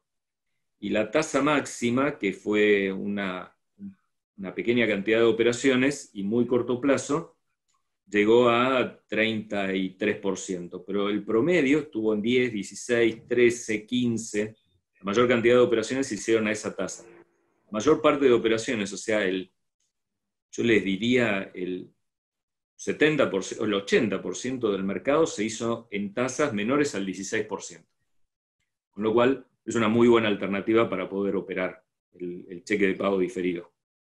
Y después, bueno, queda otra opción que es obligaciones negociables, pero eso ya tiene una carga adicional y es para muy largo plazo. Bien, después acá dicen que no sé, hay un comentario, no es pregunta, pero que no se lo están dando a nadie el crédito a tasa cero. Bueno, en realidad establecieron criterios de evaluación, se pide a través de la web de AFIP y ahí te dicen si estás precalificado o no y eso pasa al banco. Conozco muchos casos que sí se lo dieron, pero es verdad que también conozco otros que no. La verdad que son criterios que tomó el gobierno. En el caso particular de que veas que cumplís con todos los requisitos y no te lo hayan dado, siempre podemos hacer una consulta. Nosotros tenemos en CAME una comisión de asuntos tributarios que la lleva Salvador Femenía, la coordina, y él está en contacto directo con AFIP, así que también tenemos la posibilidad del caso puntual, de que ustedes Claro. consideran que cumplen y no se les da, también le podemos hacer alguna consulta ahí. ¿Sí, Fernando? Ahí te respondí eso. Después para vos, Miguel, dice, financiación a clientes dólar, diferencia de cambio. Resulta difícil cobrar luego las diferencias de cambio generadas por la devaluación y la facturación en dólares. ¿Me das alguna recomendación o herramienta que me pueda ayudar con esto? Gracias, te pone. Pregúntenme cuántos años tengo, esto es más fácil de responder. A ver, las diferencias de cambio acá, a mí me pasaba en una época, yo tenía, en vez de dólar, le poníamos el ajuste por inflación, o sea, qué tomábamos como referencia, si era mayorista o minorista. No hay forma, acá tenés que llegar a un acuerdo con el cliente, a ver cómo financiar la operación, encontrar un punto intermedio entre ambos. Las diferencias de cambio, como estás medio entrando en una situación de ¿cómo podríamos decir? Que no es 100% legal, porque no estás 100% dentro del marco de la ley, porque no podés generar contratos en dólares y demás. Estás en una situación media confusa y ahí tenés que encontrar la mejor relación con tu cliente. Las diferencias de cambio van a ser muy difíciles. Ahí el trabajar con dólar hay que encontrarle el mejor trato con el cliente. Esto es pura negociación. Numéricamente no tenés forma de decir hay que hacer tal cosa, no es un taxativo. Las diferencias de cambio sí va a ser una pelea eterna, como las cobras. La otra es, yo te doy dólares, vos devolveme dólares y nos olvidamos, no el ajuste, no pesos equivalente a dólar. O tomate una tasa, una cotización del dólar que no tenga discusión, como dólar Banco Nación el día hábil anterior para operaciones de comercio exterior. Punto. Es ese rengloncito, si te gusta bien, si no, no. Es un dólar que te va a perjudicar porque es un dólar que está bajo, pero bueno, convertís una operación en pesos a dólares, o sea, a vos te va a beneficiar, al otro lo va a perjudicar, pero bueno, no hay muchas vueltas. Esto es una discusión de añares, de añares. Acá después te preguntan algo que te dicen, tengo un emprendimiento pequeño en que no está registrado, ¿qué pasos debo seguir? ¿Necesito un contador sí o sí para hacerlo? Bueno, lo primero sí es obviamente inscribirse digamos, dar de alta su quit para la actividad que estén realizando. Eso sí, se hace a través de la web de AFIP directamente. No sé, ahora en pandemia puede ser que algunas cosas sean más virtualmente que antes debías ir a tu dependencia en la cual estás radicada como empresa. Exacto. O en este caso como persona física por lo menos, y ahí iniciar el proceso de alta. Hay algo que se llama CLAE, que es el Código de Clasificación de Actividades Económicas. Entonces, exacto, esos son 6 numeritos y en base a eso te inscribís a la actividad a la que vos estás realizando. ¿Qué sector y qué actividad concretamente? Puedes inscribirte incluso a más de una actividad. Y si necesitas un contador sí o sí para hacerlo, te lo dejo a vos, Miguel, ¿qué opinás? No, yo creo que no necesitas. La FIP en los últimos años ha desarrollado unos tutoriales muy buenos, tutoriales bien para tontos, sería la frase, porque yo los he usado porque a veces no sabía cómo resolver un problema, y están todos en la página de la FIP. Así que se pueden resolver muchos problemas de la FIP sin recorrer el camino de ir a preguntarle a un contador y pagarle a un contador. Y después, no se olviden que en la zona donde ustedes están, sin pensar en trasladarme hasta CAME, están las cámaras locales que siempre tienen asesoramiento, con lo cual la pregunta es vital poder hacerla. Y las agencias de la FIP, sobre todo, son muy proactivas a ayudar a la gente, están muy preparadas para poder colaborar con el individuo. Esto es lo que yo tengo de experiencia con las 3, 4 con las que trabajo. Son muy propensas a darte una mano para poder resolver los problemas. Y las guías interactivas para el usuario también son, de verdad que son muy fáciles. Yo no soy contadora y las pude usar. Después, acá en sintonía, en qué tipología de empresa me conviene encuadrarme si recién estoy pensando, y tal vez es un monotributo lo más conveniente al comienzo, no sé qué opinas, Sí. Miguel. Hoy, hasta hace un tiempo, existía todo el sistema de las sociedades anónimas simples, las SAS. Sí, Hoy el sistema ese, excepto en la provincia de Córdoba, no funciona. Hay que tener domicilio en la provincia de Córdoba para poder hacerlo. Si tienen esa oportunidad, en Córdoba funcionan las SAS claro. En las demás perfectamente. están en stand-by, que averigué con el Ministerio por revisión, digamos, de las condiciones que van a tener y demás, o para ver Exacto. si ese tipo societario se va a transformar en otro, digo, están revisando ahí. Te Pero de preguntan, ¿tiene entrada, costo tener quit? Bueno, sí, el del monotributo, digamos, a lo que te inscribas, a la categoría que te corresponda, digamos. exacto, sí, de entrada hay que tener lo mínimo, tener el monotributo para poder operar. Si no, no sos nadie, no podés facturar. Bueno, y justo ahí me hace pie para la siguiente pregunta. Dice, para emprendedores que crearon la empresa que aún no factura y necesita financiamiento para invertir en el lanzamiento de marketing y convocar clientes, ¿hay opciones de financiación? La realidad es que mientras estés en la informalidad de no poder facturar ni estés inscripto, no vas a conseguir un financiamiento en el sector público. Es la Exacto. realidad, vas a conseguir financiamiento en otro tipo de entidades financieras que la verdad que van a tener tasas que no son para nada convenientes. Eso es el gran juego que tiene el tema de la formalidad e informalidad que Miguel mencionabas antes también. Sí, o vas a tener un crédito, pero como persona física, Sí, un hoy préstamo personal. un préstamo personal. Tampoco, ojo, no por el hecho de que vayas, te inscribas y hagas una factura, ya se te abrió el mundo para poder pedir crédito, pero estás en una situación mejor que aquel que no lo está Sí. haciendo. Por ejemplo, doy un ejemplo, Provincia, el Banco Provincia tiene una subsidiaria, digamos, que es Provincia de Microempresas, y el Banco Ciudad, Ciudad Microempresas. Esos empiezan a tomarte a veces con cero casi de antigüedad, o sea, recién te inscribiste o 6 meses. Obviamente la tasa no es la misma, como dice Miguel, que cuando ya cumpliste al menos un año de antigüedad, que ahí es donde empiezan a abrirse las puertas. Y ni hablar cuando cumpliste ya 3. Ahí te diría ya con 3 años de antigüedad es donde se abre todo el panorama de programas y financiamiento. Y volvería al tema del área de emprendedores, porque el contactarte con las asociaciones de emprendedores dentro de todo el sistema de todo el ecosistema emprendedor, ahí tenés muchos fondos que lo que hacen es esto, darte impulso para que puedas empezar a trabajar o te dan específicamente el servicio. Esto hay que buscarlo dentro de cada caso, pero el ecosistema es muy fuerte en ese sentido. Bien, ahí nos van contestando cosas mismo que respondimos. Dice, sí, es emprendimiento, estoy como en monotributo, perfecto. Ahí entonces se te abren algunas cuestiones como las que comenté, dependiendo de la antigüedad. Ujú. Después dice, ¿cuánto tiempo de la primera facturación puedo esperar? También ahí contestamos, más o menos. Tenés que esperar por lo menos, para algunas, con 0 o 3 meses podés ir con tasas más elevadas en la realidad, y cuando ya pasás del año, y ni hablar los 3 años, podés empezar a hablar de otro tipo de tasas, que en general son las que escuchan como subsidiadas o más bajas.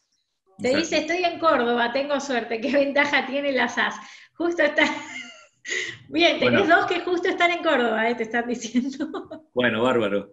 Bueno, los chicos de Maicotin, la gran suerte que tenemos, tocamos troncos de madera para que no tenga patas, es eso, que la sociedad está formada en Córdoba y es una SAS. Eh, Ahí lo que vos podés hacer, las SAS las haces primero online, no tenés que moverte, es toda una operatoria digital, se presenta documentación, estatutos y demás, todo lo que se llama trámite a distancia dentro de la Inspección de Justicia de Córdoba. Y la ventaja que tiene es esto, que primero tenés que formar una sociedad con muy poco capital inicial, con un objeto social muy amplio, porque hoy te pinta hacer peluches y mañana te das cuenta que lo que querés hacer es almohadas y después pasás a hacer aviones de combate. Bueno, si tenés un objeto social restringido no lo podés hacer y las SAS te permiten un objeto social amplio. Eh, el hecho de que estás plenamente formal, sos una sociedad, no sos un monotributista simplemente, que toda empresa empezó como monotributista, pero bueno, ya arrancás como soy una sociedad. Eh, Riesgo, la legislación hoy que está dando vuelta y que no se sabe hasta dónde va a llegar, el hecho de que las SAS puedan ser obligadas a convertirse en el mismo formato de una sociedad anónima. Pero si tenés la oportunidad de estando en Córdoba, yo aprovecharía y me metería. Claro, ahí aclaro que algunos estaban preguntando si en Córdoba está habilitado, en las demás provincias, como dijo Miguel hace unos minutos, no, está en stand-by en revisión por parte del Ministerio de Desarrollo Productivo. Sí. Acá te dicen, ¿es evaluado positivamente justificar en una solicitud de préstamo la incorporación de un nuevo rubro? Contar que estamos por asumir un nuevo proyecto de riesgo, pero que de acuerdo al contexto actual es más factible poder vender de modo online para generar múltiples flujos de ingresos. Sí, vos lo que tenés que... la verdad te hará libre. Así que contar realmente qué es lo que estás haciendo y qué es lo que pensás hacer es lo mejor. Porque vos acá tenés un negocio que está funcionando bien, depende del número que le quieras poner, está funcionando 5 puntos, 7 puntos, lo que sea, y querés abrir el modo online. Ninguna entidad financiera va a desconocer que hoy el mundo se va a mover a una gran operatoria online. Entonces, me parece que sí, que el contarlo y ponerlo como fortaleza, que tenés una muy buena beta para entrar por ese negocio, creo que es un muy buen canal para empezar a tener una posibilidad de financiamiento extra por este múltiple canal que tenés. Me parece que sí. Bien, dice, ¿cómo se hace para recibir un préstamo? Yo pedí para poder comprar un horno de cerámica y todavía estoy esperando respuesta del municipio. Soy la única, yo lo podría pagar, en vez de pagar a la que me hornea la pieza, pago mi propio horno. Ahí entra Bien. en lo que se llaman los microcréditos. Sí. No sé en qué provincia estarás, No nos pero pone.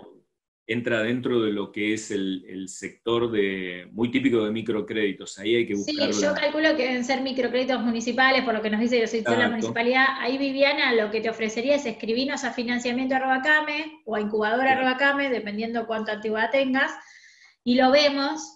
Tal vez podemos hacer un contacto con la Cámara local para que averigüe el estado del Claro. crédito con el municipio, ¿sí? Así Sí, que eso, Viviana, te dejo ahí abierta la puerta, escribinos. sí, sí, me Después parece te ideal. dice, ¿qué tips le puedo dar a un emprendedor que se endeudó para cumplir con una orden de compra? Lo agarró la pandemia, le cancelaron esa orden gigantesca.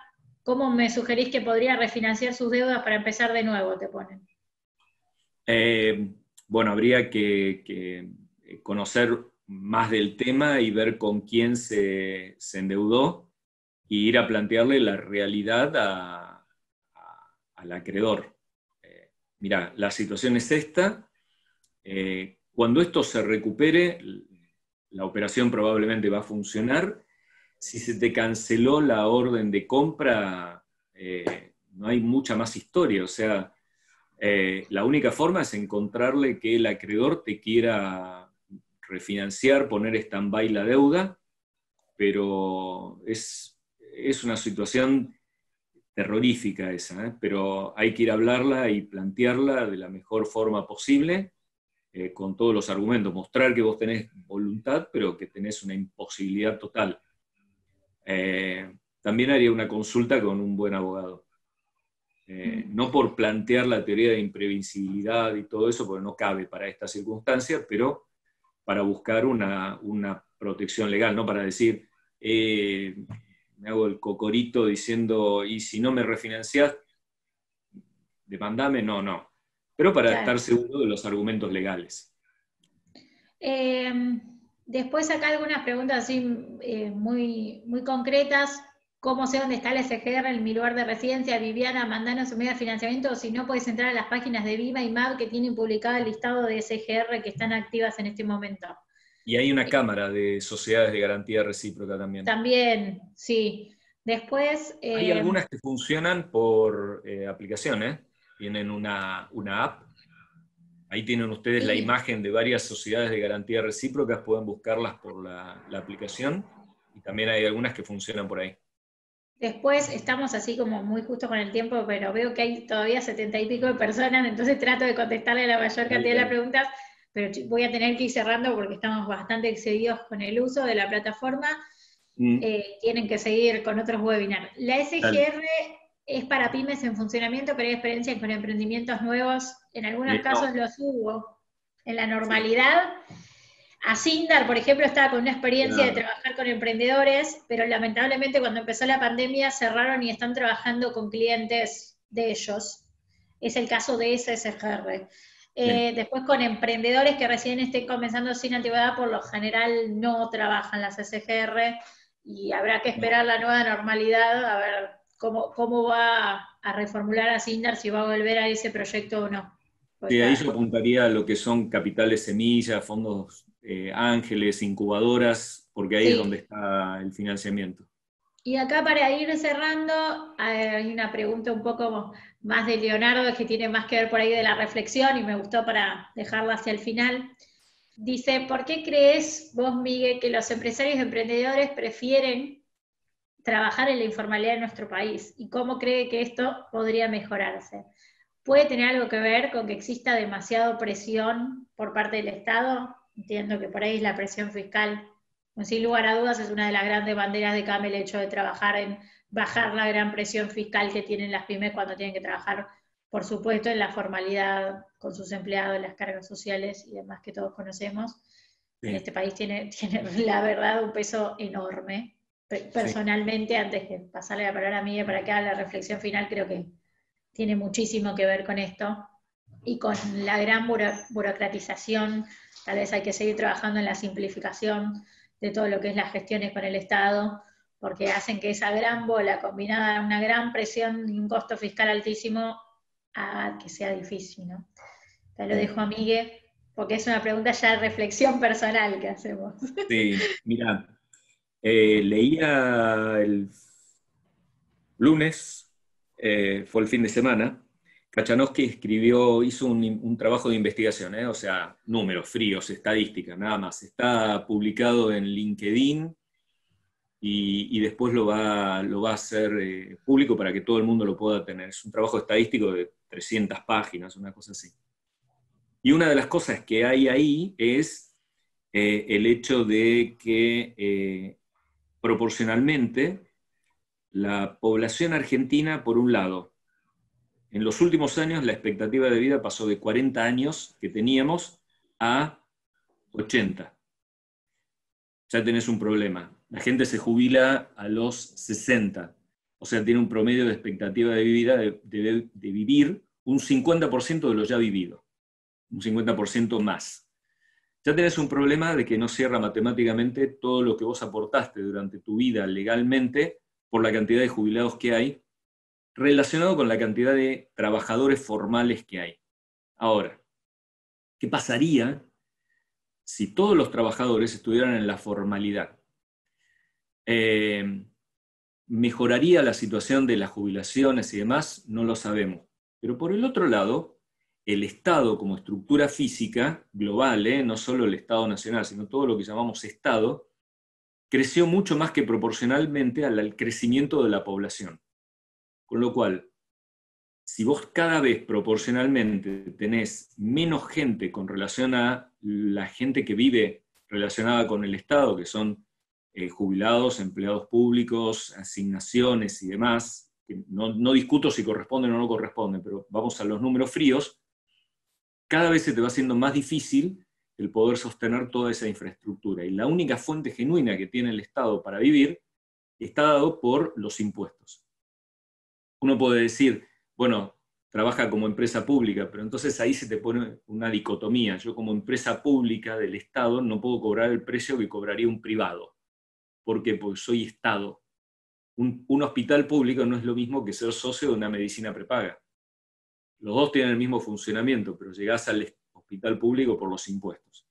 Entonces, mientras Argentina no reformule estructuralmente su país y tengamos todo proporcionado a la cantidad de gente, la pandemia nos ha mostrado que tenemos 9 millones de personas que necesitan recibir asignación.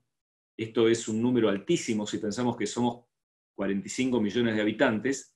Hay 9 que están viviendo puramente de un subsidio, que después cómo se va a sostener. Y cada vez la fuerza laboral es más chica legalmente, en blanco. Cada vez hay más informalidad. ¿Y por qué hay informalidad? Porque vos no ves en el Estado que el dinero que le aportás al Estado vuelva en obras. Había una publicidad que decía, los impuestos vuelven al pueblo en obras.